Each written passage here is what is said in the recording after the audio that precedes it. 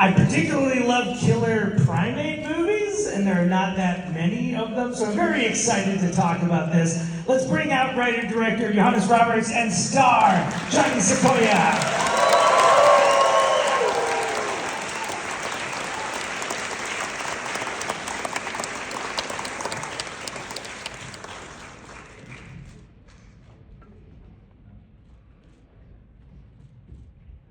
How did that play for you two?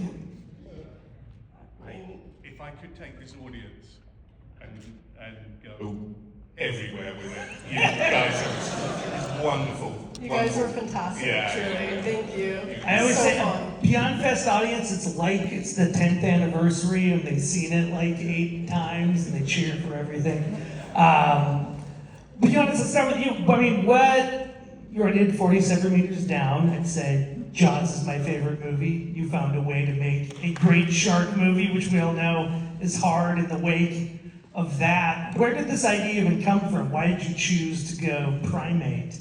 I wrote this before 47. I wrote it 15 years ago, and my mum had a swimming pool in England, and I was just sitting there, and I just watched. My mum had a dog, and the dog was just running around the swimming pool, round and around and around, and I was like, do you know what? There's something. What if you couldn't get out of the pool? So I wrote it as Cujo with a swimming pool. And then it was, I just moved off, I did 47, and that, was my life sort of went different ways. And then this guy, Bradley, who I think is here in the audience tonight, picked it up. I still don't know where, we've never really spoken about it, but one day he just had this script and said, can I option it? And I was like, go for your life.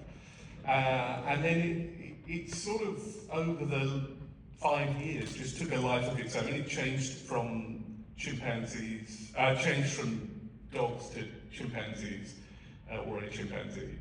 And then, then became its thing. So yeah, it's had a very, very strange, like, you could write a book on its, journey.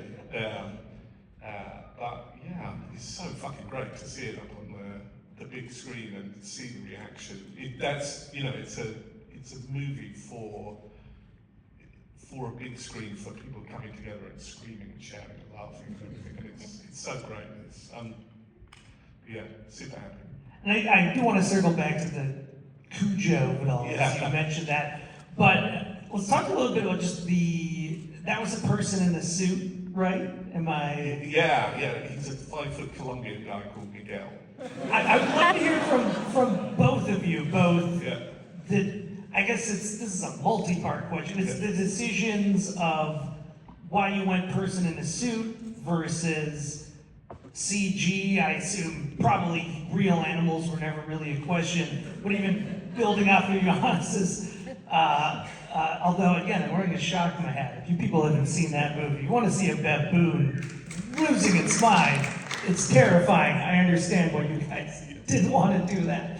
But then, for you, Johnny, even after Johannes just talked about what it's like working with the man in the suit. I think Johnny will probably talk to you a little bit about it, but for the reasons that Johnny will probably say, is the reasons we went practical with it, in that it felt like any of the limitations that you would get with it being a guy, the other side of it, practical, you could get, it's about, the thing that I think for me makes this so much more interesting to watch as a movie is he's a little shit. He's a real little shit.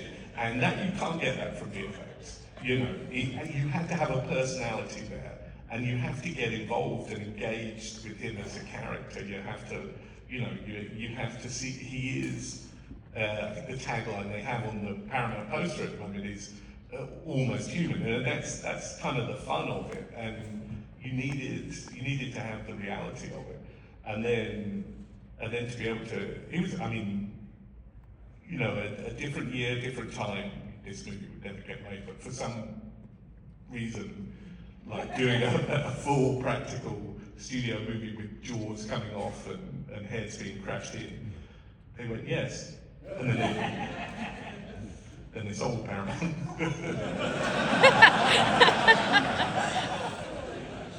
I mean, I'm so glad you did that. Like, I don't think the movie would be the same if it was someone in mocap. Like, Miguel brought so much to the performance. And yeah, as an actor, it's incredible because you're working with another actor. I mean, it was definitely weird logistically. Like, Miguel couldn't hear you when he was in the suit because it's like a head that has animatronic sounds. So it was interesting because like our relationship as Ben and Lucy almost kind of became like this meta thing where once he was in the chimp suit, he was an animal.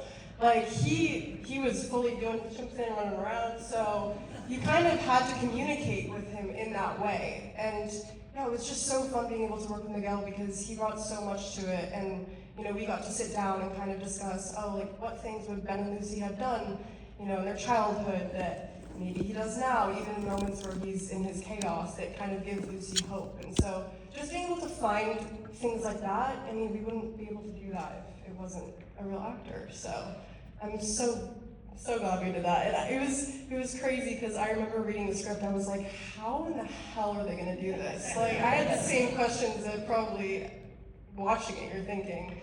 And I remember like getting on our first meeting and you just started pulling up like chimp masks and you're like, oh yeah, it's a person. And I was like, what?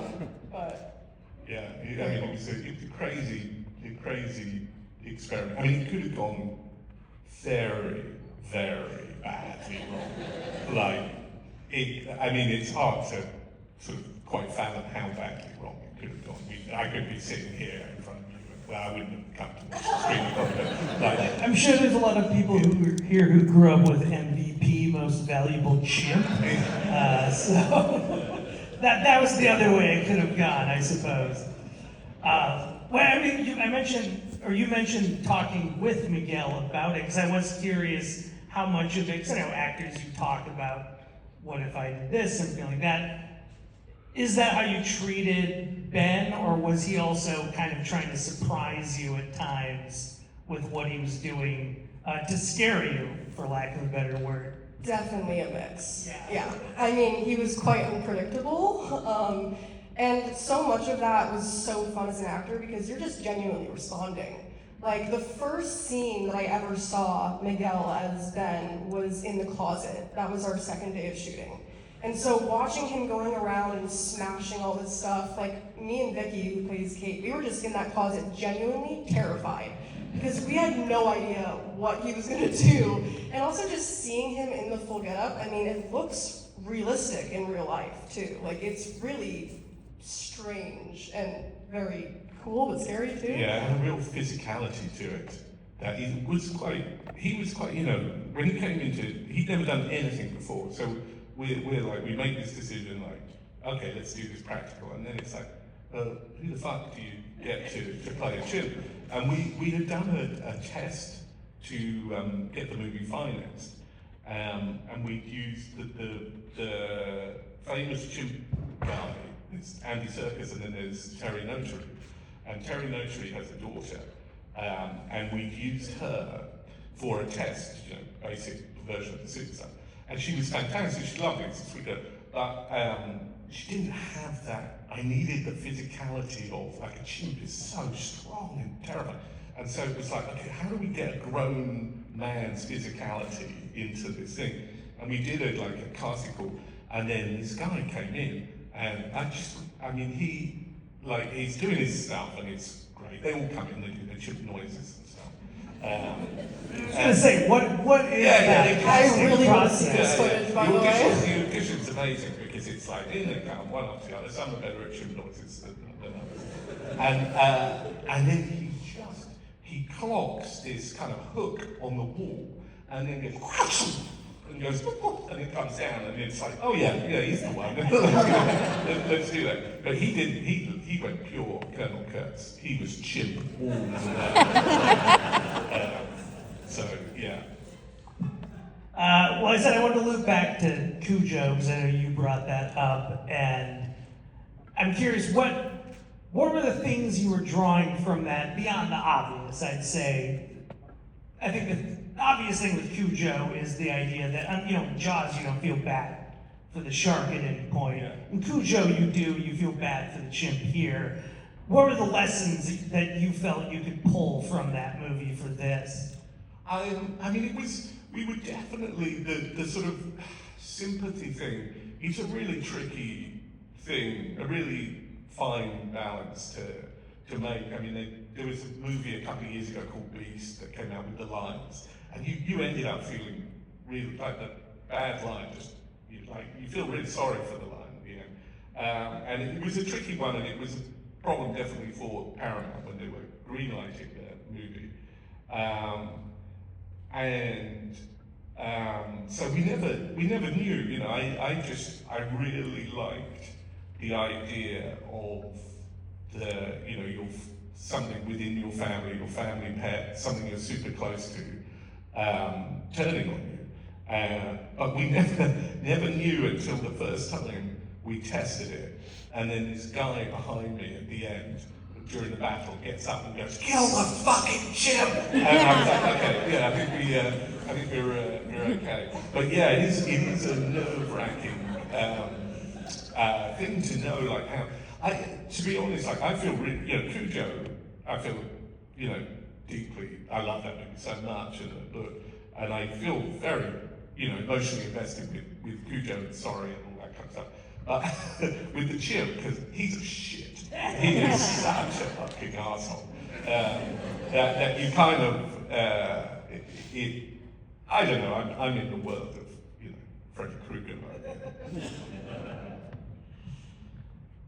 It's a person in a suit, so I guess you didn't necessarily have effects challenges necessarily, but what are the challenges with doing a guy in a suit movie like this? And that's also acting-wise, I don't know.